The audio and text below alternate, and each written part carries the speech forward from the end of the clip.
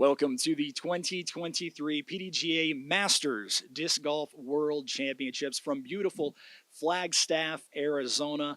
I'm Grant Zellner, and I'm alongside the legend Terry Miller. Terry, I could say, for example, that I followed Tom Brady's career, closely. You could tell me what it smells like in the locker room. I'm borrowing the analogy from the NFL, of course, and bringing it to disc golf because you have relationships with so many of the players here at Masters Worlds. There's more than 800 of them, close to 900 of them, and I would guess all but 10 or 12. Not quite that many, but thank you. So glad to be here.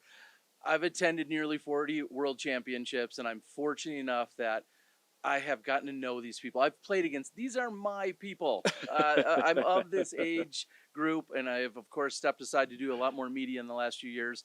But I am excited to be here at both the Pro and the Am World. So many competitors, and what a beautiful place for World Championships. As we said, close to 900 total players here, split almost 50-50 in terms of professionals and amateurs. There are 13 divisions in the Am field. There are 12 divisions in the Pro field, going from age 40 all the way up to 80 plus. We even have several MP80 players. They are already on the course this morning. Got an early start, as you might expect in that age group. Early to bed, early to rise. Maybe that's part of the reason why they're still going strong at 80 plus. We're here at Little America. It's a resort in the Flagstaff area, a resort that did some very special things in order to be able to host us. As a matter of fact, we caught up with one of their leaders here. His name is Ryan, in charge of sales at the Little America Resort. Let's check this out. My name is Ryan Kennedy, and I'm the Senior Sales Manager at the Little America Hotel. Our local disc golf club came to us and said, hey, we want to host a World Championship PDGA event at your hotel. We had some familiarity with it. We hosted 2003, 2005, and we thought it was a good opportunity for us. So we went with it, and at the end of the day, what we're doing is we're hosting the event, but we're also gaining a disc golf course out of it. So we're getting an 18-hole championship disc golf course that's going to live here once the event is over, and it's going to be available to the public and our guests, and we're thrilled to have the opportunity to be a part of this great sport. We're in the middle of Flagstaff. Flagstaff's a great city for outdoor recreation and sports and things of that nature. Our property specifically sits on 500 acres, and most of that land isn't really being used. We have a 2-mile walking trail that goes through it, and for the most part, it's just forested. So for us, it seemed like a no-brainer, a good opportunity to add the activity and give our guests something to do, give something back to the community that's outdoor inspired, outdoor recreation based, and it's kind of the direction that we're moving towards. One of the things I pose to the PDGA as they've been here, they've seen our layout, they've seen this course, is that if there's any areas of opportunity for us, if there's anything that we can do to contribute to the sport of disc golf to attract more events, we're all ears for that. We have a great facility here. We have a ton of resources at our disposal, and we really want to just partner with the PDGA and other tournaments to bring more notoriety to Flagstaff, to bring the sport into our property, our hotel specifically, and our facilities here. So that's really our ambition moving forward. We want to welcome you to our great hotel. We hope you like the new course that's been installed here. A lot of time has been spent on making this great for you. I hope you all play well, and we want you to feel the spirit of Flagstaff and the essence of hospitality that we put off here at Little America, and we want you to feel welcome, and we want to keep this momentum going moving into the future. And Terry, the Little America Resort, such gracious host. To highlight a few high points, they put in 2 courses on this property that stretches dozens and dozens of acres behind where we're sitting right now. They put those courses in at a cost of around $40,000, turned right around and sold that plus another 100 grand in room sales. The business ventures that are becoming attached to our sport are only increasing. Yeah, they're so real. And I hosted an amateur world championships back in 2007. And even then, we were talking about the economic impact, what it can bring to a community. You're talking about a community here in a city with less than 80,000 people here. You're going to bring in another 1,000 people, roughly, in terms of the competitors plus their families. There's a real, genuine economic impact. And that's part of what we see when we go to the conventions and visitor bureaus. When we're trying to get courses in through the park and rec departments, we can talk about those numbers and say, here is what we're going to bring if we have world-class events, big tournaments, it's going to actually make an impact. Little America, who hosted us in '03 and '05, having us back again, they're recognizing all of that, especially since disc golf's done nothing but blown up since then.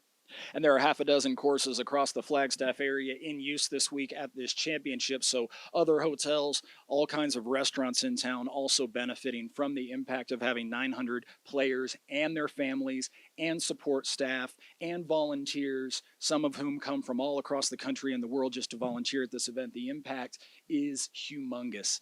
The ripple effects are by and large. Well, with apologies to the local fire marshal, we crammed 900 plus people into the ballroom here at Little America last night for our opening ceremonies.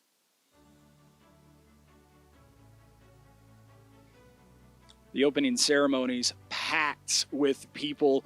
I realize we're going to harp on this age group, these jokes a lot, but everybody, not surprising to see them there early, everybody cramming for parking. We had several warnings of cars being towed, in fact, during the course of the event last night, and it all began with the Parade of Nations. Yeah, and honestly, one of my favorite parts about the World Championships is seeing that we have 16 countries represented, the pride in which some of these competitors have come in, and just knowing that they're there as this world event, and that representation just means so much. And I think it says so much to the rest of the world in terms of people thinking about the U.S. maybe being dominant in this sport in terms of the player base, but then you see all these other countries represented. I absolutely love it. That's absolutely beginning to change. We got to end the night with speakers from the World Disc Golf Hall of Fame, this year's Class 5 inductees, including one international inductee. So to your point, the global nature of the sport, it's just increasing. There's more and more color and life coming into the sport, even though they do have to go across one of two very large ponds in order to get here. Yeah, and one of those, I'll spoil it for you, one of that international competitor you speak of, Charlie Meade, just an absolute staple when it comes to everything overseas, and he has some whiff-diff associations in terms of everything that he's done throughout his career. We caught up with him, and we're going to hear from him later in the week. And just seeing him here, and he's attended a handful of world championships, but to see him here and then also to see him be announced as part of the class of the Hall of Fame this year, I couldn't be happier. I met Charlie, coincidentally, I met him in Norway 10 years ago. So to reunite here just shows how international everything is about our sport. You're definitely going to want to rejoin us every morning for this live show, especially to catch up with that interview with Charlie. He's got a great accent. I could listen to that man read the phone book. It'd be fantastic. This is not the first time we have been to Flagstaff for a PDGA major. Some 20 years ago, we were in the Flagstaff area watching world champions get crowned. We went to the archives here, found some VHS tapes of the 2003 Worlds. Terry, what do you remember of that event? Well, I remember my homeboy, Barry Schultz, out of Wisconsin. We were here. You probably find me somewhere out in the gallery taking it all in. That's when I was so much more of a competitor myself.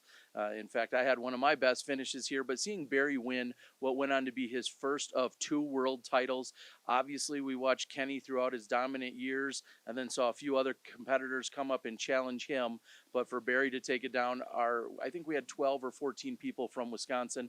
And then as you're seeing a couple more icons of the game, Des Redding along with Juliana Korver, they were battling it out. And it was right around this time that Des was really coming up to challenge Juliana for the first time. She had been dominating for the last 5, 6, 8 years, and Des was about to start her reign as world champion, as she would eventually take one on in a couple years from here. But what an incredible event to be at.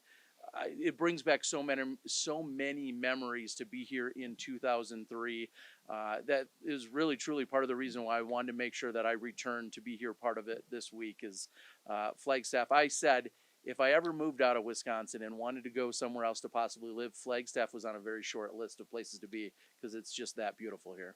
Also hosted an Am Worlds here in Flagstaff, and we're playing some of the exact same courses that were in use at both of those majors 28 years ago, which is pretty phenomenal to see how those courses have held up, how they've modified in some cases them to match the advances in our game, but players getting to sort of compare themselves to history while they traverse these courses. Yeah, and also I think one of the most interesting challenges here this week is some players will play here in elevation, which is something that you're probably not used to doing. So that just adds another element, making sure that you're acclimated, making sure that you know how your disc fly. Those are the types of things you have to take into consideration. And then for me, I remember not playing in grass. That was kind of weird. Coming from the Midwest, we have plenty of lush green grass. They have plenty of trees here like we do, but just learning how to play in the dust, the dirt, the sand, just that, the rock, what it does to your disc. Those are all considerations that you may not think about before you get here. So pack some extra discs for a lot of different reasons. Well, there's available footage of that 2003 Worlds. It's available on YouTube, about 2 hours worth of old footage. So you can run and watch that today before we come back to you with post-produced footage of this year's event every single day on the PDGA's YouTube channel. We're going to step away for just a few moments, and we'll be right back with more from Flagstaff. Imagine, your favorite disc is unreachable. How will you recover? Have no fear. Introducing the ARM Augmented Reaching Mechanism. Providing players with over 21 feet of reach, users will face no challenge retrieving trapped discs in nearly any scenario. For further flexibility, the ARM comes with 2 grabbing devices, the pivotable rectangle and the double claw. Go to your local retailer and ask for the ARM today. I can't believe it. You're up next.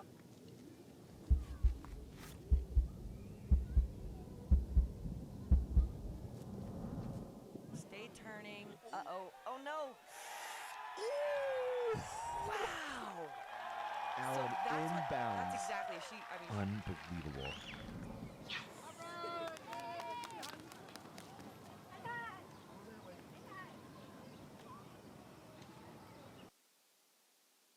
Thanks for joining us here in Flagstaff for the 2023 PDGA Masters Disc Golf World Championships. It's Grant Zellner and Terry Miller, and it's time to turn our attention to this year's competition.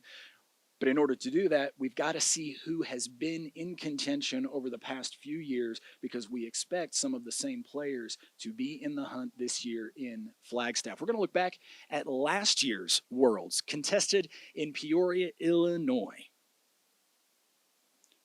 In the MP40 division, as of the final 9, Joe Revere out of Colorado, Martin Hendel out of Canada made it a 2-horse race, with Michael Johansson and Justin Bonnell very close behind. Hole number 1, Joe opens with a par. We jump ahead to Michael. Joe beginning to get hot. Look at this roller that he lays down. It's basically a drop-in for MJ on a 600-foot hole. Well, that also looks like a wide open fairway from what Michael Joe is used to versus being in North Carolina. The next hole, we also have Michael Joe connecting on a very difficult putt. The course infamous there in Peoria at Northwood Black. Steeply uphill, can barely see the top of the basket from where he is. No problem for Michael Joe. He made things very, very interesting. We move ahead to the 5th. MJ and Joe Revere matching each other shot for shot here at the 5th, which isn't surprising. We know how good these players are.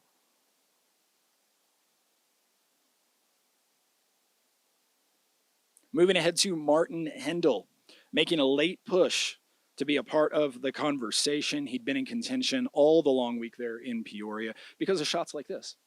Yeah, Martin Hendel has been so calm and collected throughout every event I've ever seen him play. He's got that Canadian demeanor that allows him to come and be such a fierce competitor, but yet keeping it kind of all on the down low at the same time. We go into the final hole of the final 9. Martin just 1 back, trying the roller approach, can't get it to turn for him. Revere struggling as well, but Martin takes a bogey. So Joe needing a bogey to match Martin and retain that 1-shot lead. Joe had been a top-rated golfer for decades. Not a touring professional. He's a science and robotics teacher, in fact, playing disc golf essentially on the side. But with that putt, Joe Revere with the championship last year on the flat ground, relatively speaking, of Peoria, Illinois. But he's from Colorado, and here we play at elevation. Does that make Joe Revere a favorite this year? You would certainly have to think someone that's more used to this. We're pushing almost 7,000 feet in elevation here in Flagstaff. So you would think he knows better than anyone when it comes to playing that. I think about some of the other viable competitors this week, obviously all skilled. They've played at elevation at some point, but Joe Revere has more chances to play at elevation. He's more experienced than that than anyone else. Kale Leviska also going to be in the hunt, we expect. Why? Because this is his very first Masters Worlds. Coming up into this field, he had a great showing earlier this year at U.S. Masters. He is a 3-time National Tour winner. He's the second highest rated player in the division, seeking his first PDGA major title in any division. Yeah, and I think back as we were just watching some of the highlights from last year, MJ and Kale fighting to get into the final 9 spot at the 2012 Worlds in Charlotte. They had to go to a playoff where MJ pushed into the final 9. Kale didn't make it, and he was heartbroken from that, understandably, because you're trying to get into that final 9. Now you think, well, 11 years later, these two will square off here at the Worlds. Kale, he probably wouldn't admit it, but he would love a little revenge on that particular playoff. A little revenge, too, on scoring in the playoff and getting a title out of a playoff. He experienced an opportunity again earlier this year trying to score that PDGA major through a playoff. In this case, it was with Philo Brathwaite. It was just a month, maybe 6 weeks ago at the United States Tim Selinsky Masters Championship. Philo into the final round with Kale Leviska with a 2-stroke lead, 3 strokes over Kale. Kale making a push early. He knows he's got to make up ground. Huge putts early for Kale, knowing that the pressure is on. Philo having to do some work to maintain that lead. He's at the par 3 10th, steeply uphill to the shadow of the basket.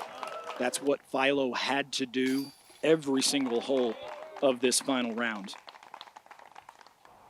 Ahead to the 13th, Philo goes to the forehand. Skipping a little bit long and getting this little bit of fortune. It often takes at least 1 or 2 fortunate moments in order to score a victory. Philo, in this case, off of a rock that kept him from going out of bounds. And he does what champions do. They capitalize on their luck. Yeah, and if anyone knows about throwing rocks or using rocks to their advantage, it's Philo Brathwaite. Late on hole 17. Kale, the long look for birdie. In, and they move to the 18th tied. The 18th was a short par 4, so both with approaches and then an opportunity for pressure-packed birdie putts. This Philo's approach. And interestingly enough, if you were there on site, both of these approaches looked better than they ended up being. So these putts a little bit deeper than the players thought they'd be. Philo in first. To use a Philo term, a little texture left on that putt. And as you said, makes it, puts the pressure back on Kale, who then delivers as well. And then what do we have? We have the coin flip. They move to, on this course, the 11th to start the playoff. Kale throwing first based on the coin flip. Throwing a very similar shot to one that he used earlier in the day that got him a birdie. This one grabs the grass and keeps him outside of circle 1. So Philo steps up with an opportunity. Follows that vapor trail. To my knowledge, Philo hasn't trademarked that term just yet. And puts it into the shadow of the basket. So Kale, one opportunity to try to push this to extra holes. Can't get that putt to drop. So Philo, the most pressure-packed 12-footer of his life.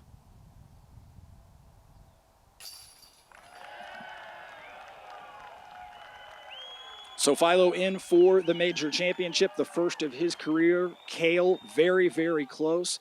And you have to expect Kale hungry for the opportunity this week. Philo, by the way, not in the field this week here at Masters Worlds. Yeah, Philo, as we know, has taken some of his time off from playing to then also continue his media career. And so that's where he's going to be focusing his efforts. frankly, I'm a little surprised that he's not here for a world championship bid or a run at going and trying to collect a world title. But as we all know, you continue to move forward on your path through the disc golf career, and you just never know where it's going to take you. As we watch the final moments of Philo receiving his trophy at the trophy ceremony there at the last PDGA Masters Major, we get a chance to move ahead to talking about Kale. Kale not thinking about who is here and who isn't here. Kale focused on his game as he always is. And you had a chance to catch up with Kale as he was preparing. Yeah, Kale, I've known for a number of years. Of course, coming out of the Midwest, him being out of Minnesota. Nobody gets past Kale when you're talking about Midwest golf. He's excited for the fact that he's now eligible for Masters, as you said, his first time at it. Kale Leviska, we caught up with him a little earlier. Let's take a look.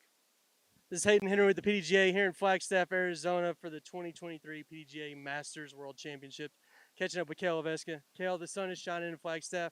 What are your thoughts so far on the first few days? Wow, you guys, I really enjoy it here. It's really cool being up at this high elevation. I think we're up at like 7,000 feet. We definitely all notice the difference big time when it comes to the disc that we're throwing. It seems like the sun is just way hotter up here, so all of us went and got some sun hats for the week, but we're loving it. The courses are fun. It's going to be a great challenge. It's just cool. The vibes are out here. Everyone's excited to play World Championships for sure. You started it off this week with doubles with Dave Feldberg. What was that experience like? Y'all had to turn it on in the second half too. Oh gosh, we really did. It was very tough competition, man. Dave reached out to me probably like 3 months ago asking if I'd play with him.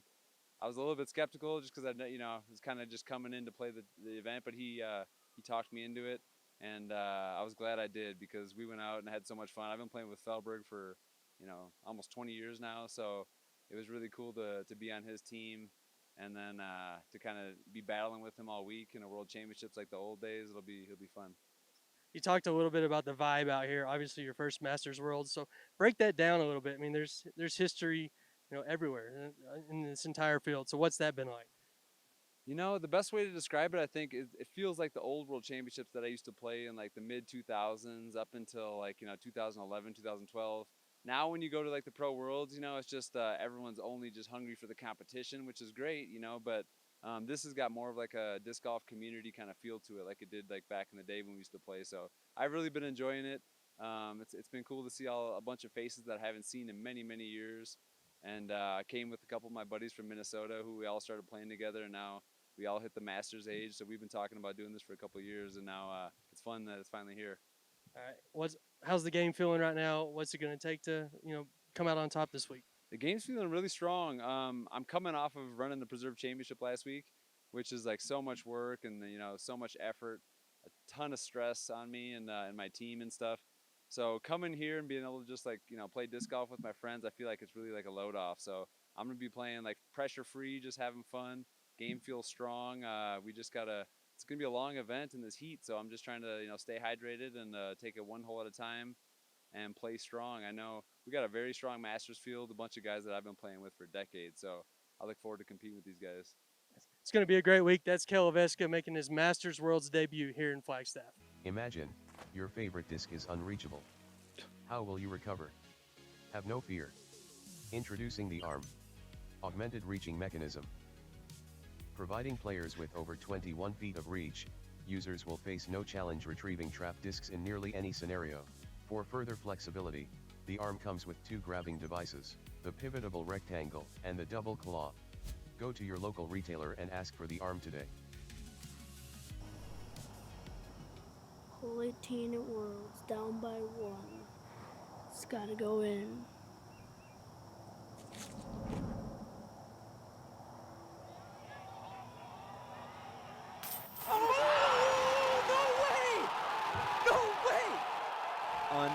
Unbelievable. Yes.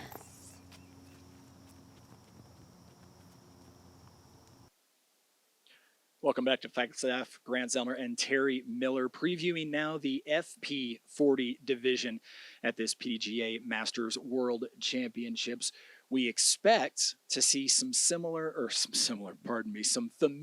that's the word I was looking for, some familiar faces in the hunt during this week's championship here on these very challenging courses. Yeah, and really, like you just said, the familiar faces and seeing Owen Scoggins, Jennifer Allen, two of the titans that we've seen battling it out in the last few years in that FP40 division. They're both blessed with the skill set so that they could go play FPO on any given weekend, but come time for the biggest events and the majors, they slide into that FP40 division and they're nearly impossible to beat. And of course, don't sleep on Holly Finley being a part of the field now, as she is qualified for the Masters division, and several other players in that field who have podiumed at PDGA majors. Perhaps even one of them will break through, but there's absolutely no doubt that they are chasing Owen and Jennifer in terms of historical dominance of this division. Last year, Owen Scoggins not feeling the stress at all in her final 9.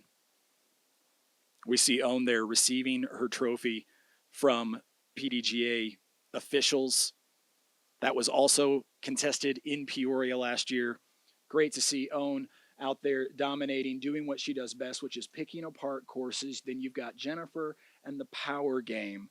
The courses here, shorter, technical. I had a chance to talk to Jennifer just a little bit about how she'll be able to disc down a little bit and try to get some control with her power, try to use those slower discs to find an advantage when she's playing holes that everybody pretty much can reach. Yeah, and this is going to come down to a matter of if she can be technical enough and, like you said, scale back on that power. She has the advantage to maybe go with a mid-range where some other players might be throwing drivers. She just has to make sure that her putting remains as good as what we've seen over the last few weeks from her. I feel like it's on another level. That's been maybe one of her challenges in the recent few years of her career, but this year, not nearly as much. She's been actually pretty deadly from inside circle one. We know that Owen Scoggins is always going to be one of the best putters in the field week in and week out. So if you're playing a shorter, more technical course, you would typically give a nod to Owen. But if Jen keeps putting and if she can scale it back, like we said, it's going to be a great battle. And we know also Holly Finley loves playing in the woods. She loves technical shots. She already throws lightweight discs. We'll see how she deals with the elevation as well. Well, Jennifer's something of a local. She is familiar with these courses because she lives just about 2.5 hours away in the Phoenix area. You had a chance to catch up with Jennifer yesterday. Yeah, we're going to take a listen to what she had to say now.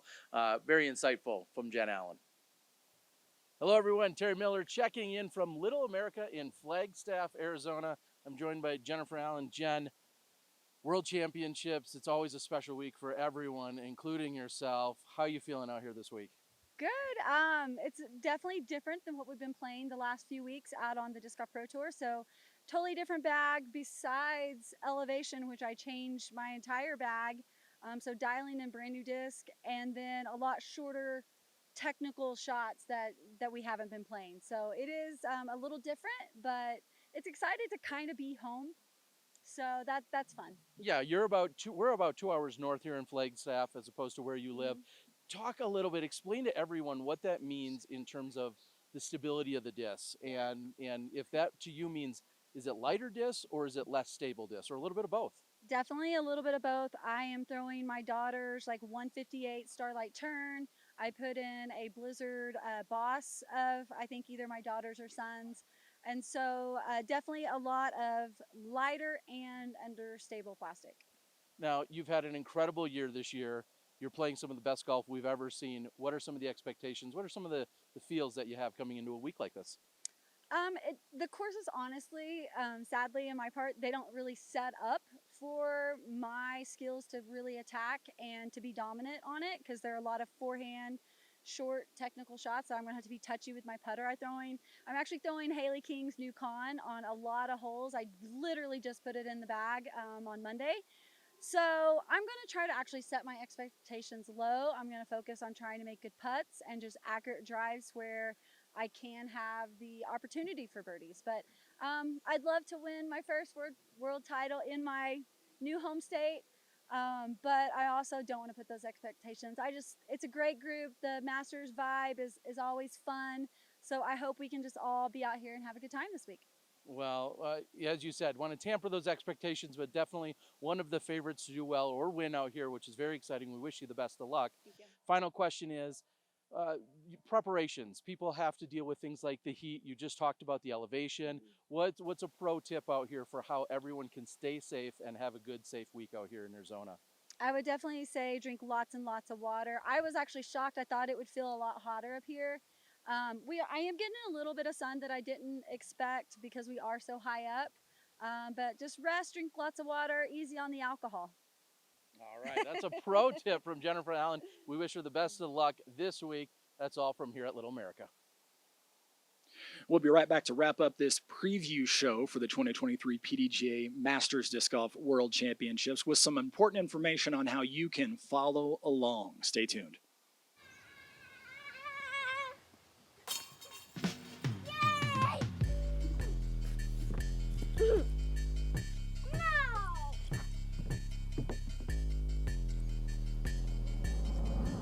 So no way! You talk about superhero stuff. That is a flying Kev man.